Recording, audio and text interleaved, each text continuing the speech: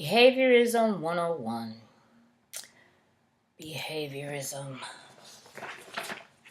defined as learning that has occurred when a permanent change in behavior, positive or negative, has happened. Also, behaviors define learning as involving environmental factors and forces in response to a particular stimuli. Actions and behaviors having consequences. We see this type of learning utilized when we talk about how to increase or decrease undesirable behaviors that may occur through classroom management or might occur even when we're trying to teach a specific subject to students. Questions asked by behaviors. How environment influences behavior? What actions and or inactions influence our behavior? Does learning change one's behavior? What is event continuity? And how can non-human experiments explain human behavior and learning? So we first have Russian physiologist and experimental psychologist Ivan Pavlov and his Pavlov's dog experiment that set the stage for him to be the author of classical conditioning. And classical conditioning typically helps us understand aspects of a unconditioned stimulus and an unconditioned response, pairing up with a conditioned stimulus and a conditioned response. John B. Watson was an American psychologist who was one of the first people to start talking about how the ways in which studies and methods were measured were inappropriate and archaic. His idea was to create a more objective psychology, and in that, to be able to specifically study people's actions and their abilities to predict and control these actions. So he used terminology of observed behavior, measurable behavior, or recorded behavior. B.F. Skinner was also an American psychologist, and some people view him as the author of behaviorism. Most of his research led to the theory of operant conditioning that discusses reinforcers and how reinforcers, whether increased or decreased, can result in learning occurring. So classical conditioning typically is learning that takes place after introducing two or more stimuli. Okay, so we have what we consider an unconditioned stimulus, and this is without prior learning, and you receive a response. The unconditioned response, or the UCR, is a response to the unconditioned stimulus. A neutral stimulus doesn't elicit any type of response in particular. And the conditioned stimulus is a stimulus that the response takes place from introducing the unconditioned stimuli. One aspect that we want to think about is the aspect of generalization. And this generalization is how we might just overgeneralize a response to something. For example, if I am chased by a dog as a young child, a fear typically comes from dogs, and I generalize that all dogs are things that I need to be afraid of. Typically, most of our generalizations lead to various phobias we have, which lead behaviorists to use behavior modification and a technique called extinction. And extinction is a process of trying to decrease or disappear a conditioned response to something. Operant conditioner, as we spoke about earlier, is learning which occurs by the frequency or infrequency of a response. Learners are reinforced to exhibit a certain type of behavior or responses due to the various types of reinforcers you introduce to them. A primary reinforcer is defined as a consequence that satisfies a biological need. Typically, a good example of that is when a child cries, they know that they are going to either be picked up and comforted, fed, or they will typically have a diaper change. Young children also understand that when they cry, adults pay attention to them. A secondary reinforcer is a consequence of reinforcing a particular behavior over time as it is associated with another reinforcer. Therefore, my primary reinforcer to get fed or to get attention might be to cry. However, I also, as I get to be older, know that not only do I get attention from adults when I cry out, but I get attention from just about anybody else when I make certain actions and behaviors. Positive reinforcement is where we increase behavior through presentation of something that a student or learner is excited about. If I want my son to do all his chores and clean all his rooms so that he can watch TV over the weekend, those things need to take place prior to Friday evening. If he does not do his homework on time or do things that he needs to be done, then I will take away his TV privileges for the weekend, which is a negative reinforcer. So that lets him know that his actions and behaviors, as we said earlier, has consequences. An extrinsic reinforcer is just like extrinsic motivation. It is something that takes place external to the learner. It can be tokens that are given that can be used at the library or the school bookstore. It can be, I know one school in Chicago a couple years ago was giving out grades for money for grades. That can be considered not only an extrinsic reinforcer, but a concrete reinforcer. Okay, so a concrete reinforcer and extrinsic reinforcer are things that are external to the individual, and concrete reinforcers are typically things that an individual can touch, feel, or utilize in different capacities. Intrinsic sounds just like intrinsic motivation. It is internally self and solely put on the shoulders of that individual. Very few students at young ages are internally motivated or use intrinsic reinforcers.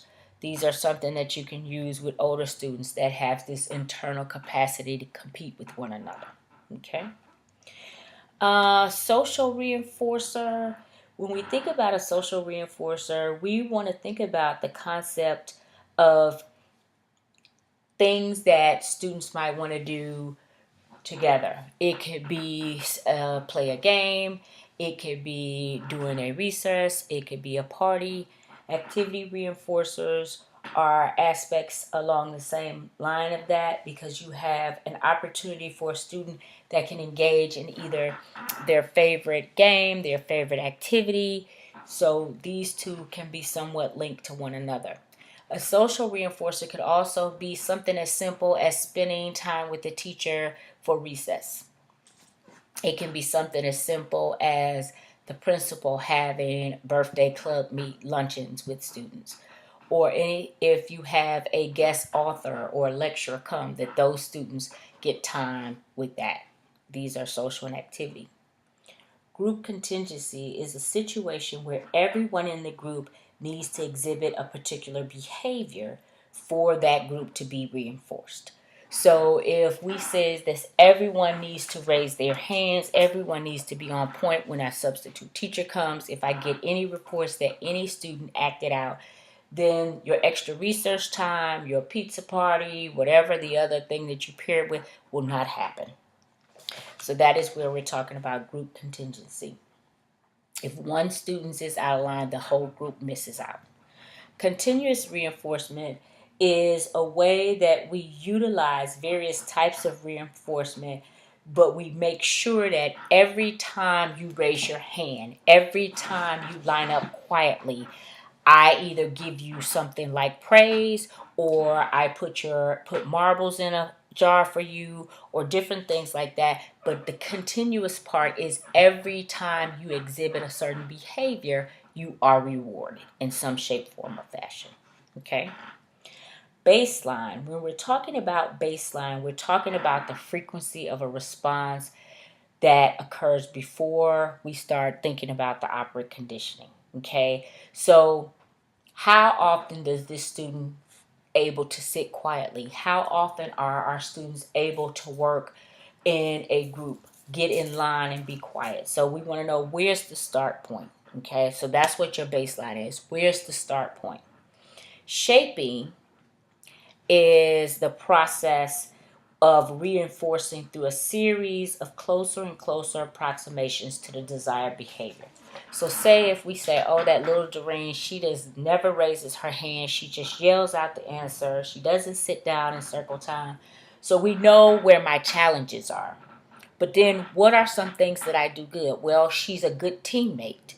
However, she doesn't raise her hand, or she does this. So we need to figure out what are ways that we can direct me toward doing some of the behaviors that you want me exhibited closer and closer.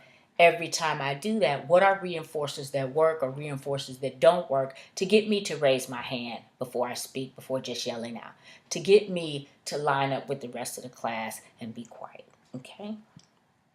So a reinforcer, just to sum it all up, is any consequence that increases the frequency of behavior, whether it's good or bad. Reinforcement is the act of following a response with a reinforcer. Again, a reinforcer is any consequence that increases the frequency of behavior, whether it's good or bad. And reinforcement is the act of following up the response with a reinforcer. So when we think about encouraging productive behaviors, reinforcing desired behaviors, remembering different things that reinforce, we want to think about first and foremost, who are our students? How have things worked with these students in the past? What are different things that can work with them now? A lot of things that are simple things, like just giving verbal feedback when someone does something that you like, attaching a social or activity reinforcer, attaching a concrete reinforcer at times, or looking into group contingency for students. Okay? When you give feedback, make it be direct feedback. Don't just say good job. Say, you know what, Marcus, I really, really like the way that you and John worked collaboratively as a group. You stayed coloring in the lines. You put your sign up. Just great job. You want to also provide opportunities for students to be able to correct their behavior. So say if a couple of times I shout out, but then I'm like, oh no, I'm sorry, I didn't mean to do that. So don't jump all over me. If you see me trying, reinforce that. Okay? This takes us back to the baseline level of where is a student generally at. Knowing where your student is and gradually trying to shape them or scaffold them to the next level. But the word in behaviorism is considered shaping. Okay? Cue appropriate behaviors. Cueing can be verbal or nonverbal. It can be where you walk over to students that are chatting and you know they shouldn't have to be chatting, but you don't want to call them out. But your physical presence is a cue that this is inappropriate. Okay? Smiling at a student or nodding at a student when they get an answer right without maybe even having to say everything sometimes.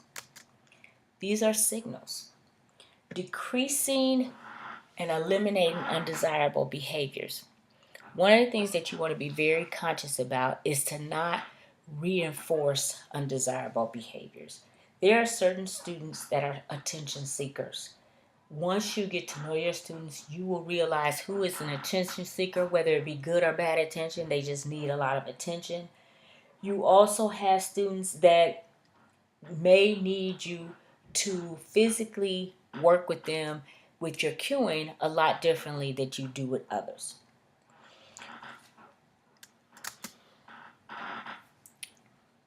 Reinforce behaviors that are incompatible with undesirable behaviors. When a misbehavior must be suppressed quickly, choose a mild punishment. There are various types of punishments that you can utilize.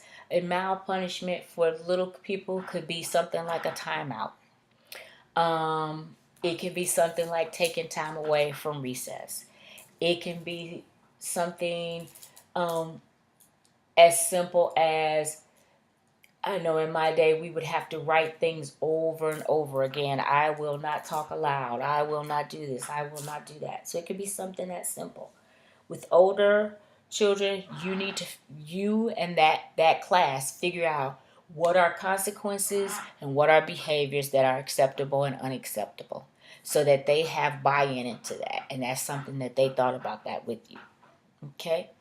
Always be explicit when you come up with class rules, when you have activities that have to have social or behavioral expectations attached.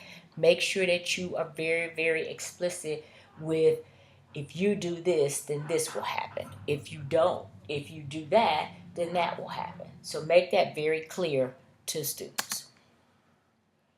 If behaviors continue, this is when you talk to a senior teacher. You may want to talk to your principal. You may want to talk to parents and get them involved to seek advice, so that you guys can come up with a collective way of how you deal with it.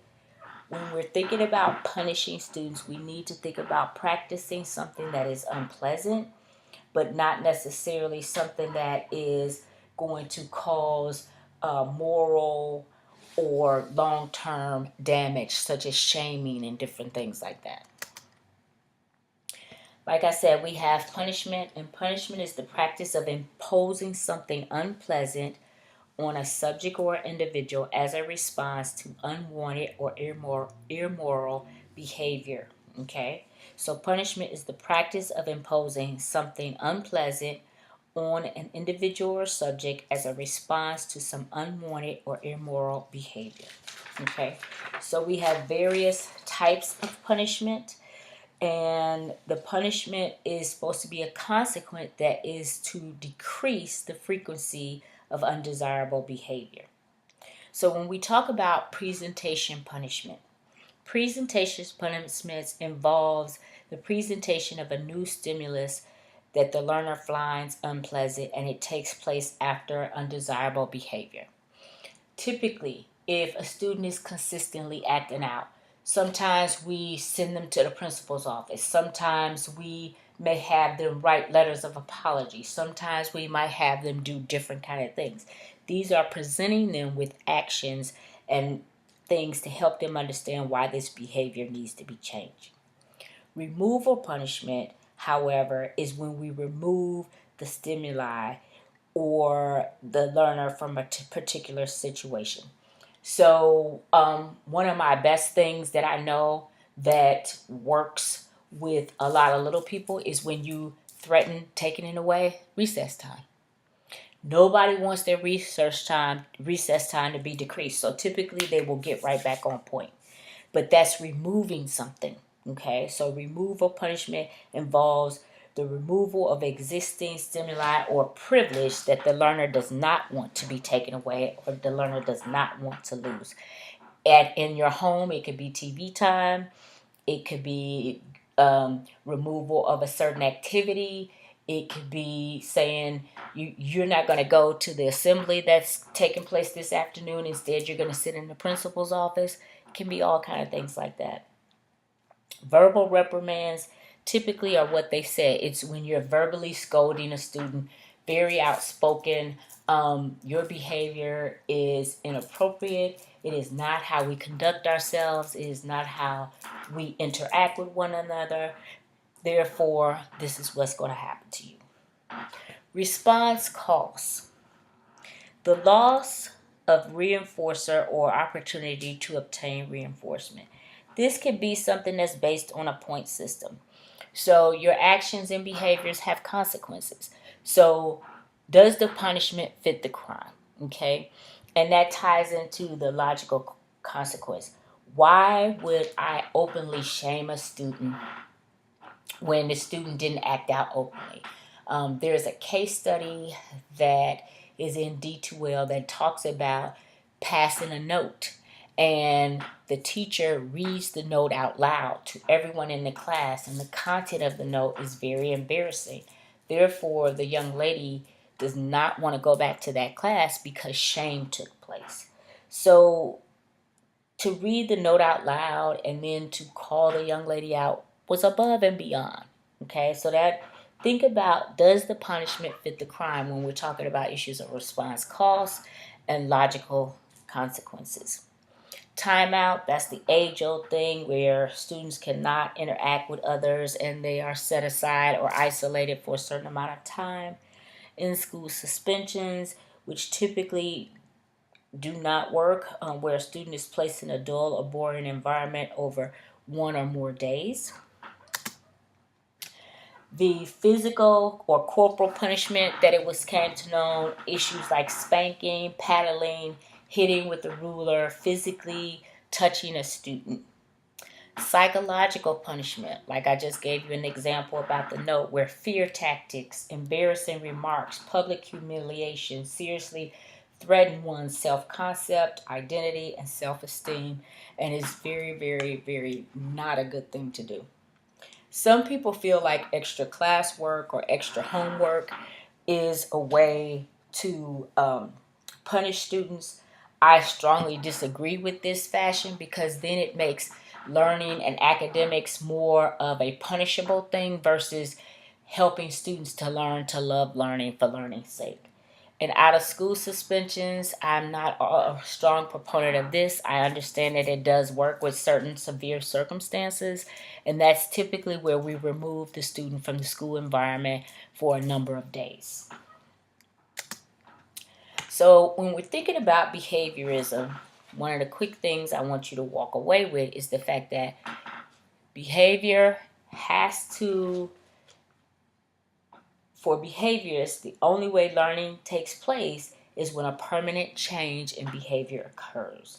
And this is based on various external forces or stimuli. And you can think of the phrase, for every action, there is a reaction.